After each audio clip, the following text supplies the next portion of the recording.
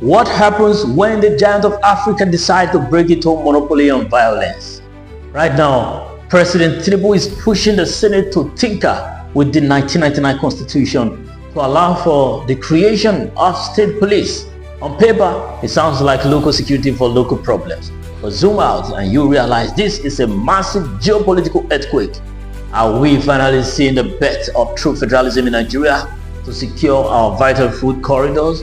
Or is Aso Rock inadvertently handling the keys to 36 mini armies to state governors ahead of future elections? Today, we are putting Nigeria's state police pivot under the geopolitical lens.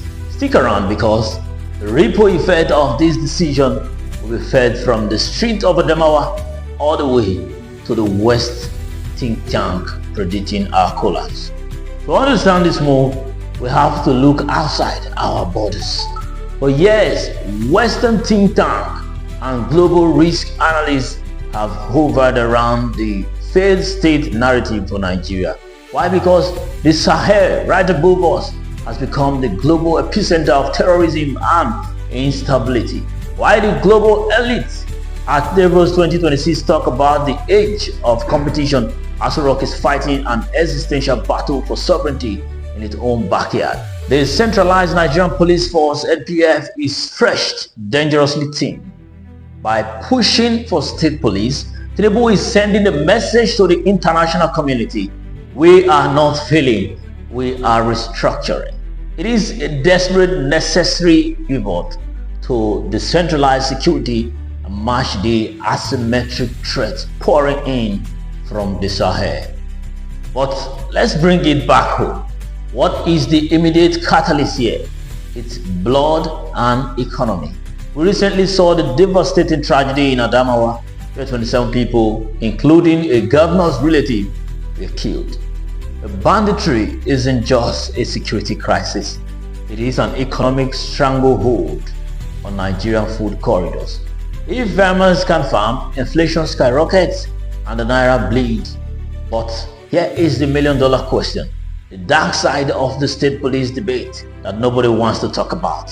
Who controls the guns?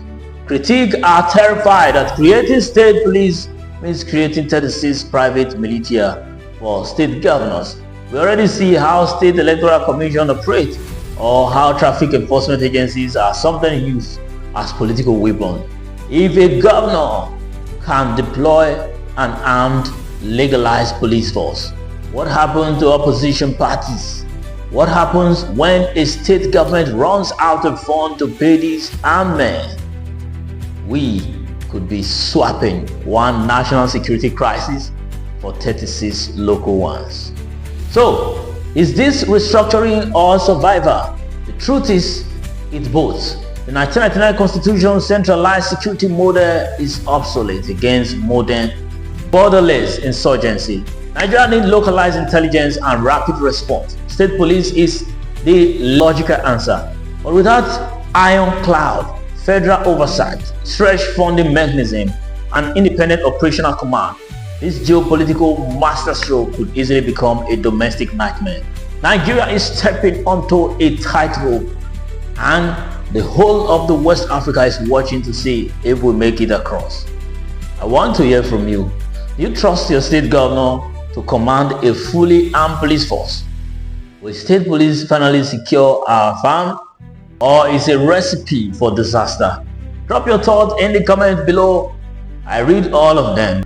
Don't forget to like, subscribe, and share this with anyone trying to understand the real forces sharing Nigerian future. Until next time, keep your eyes on the chessboard.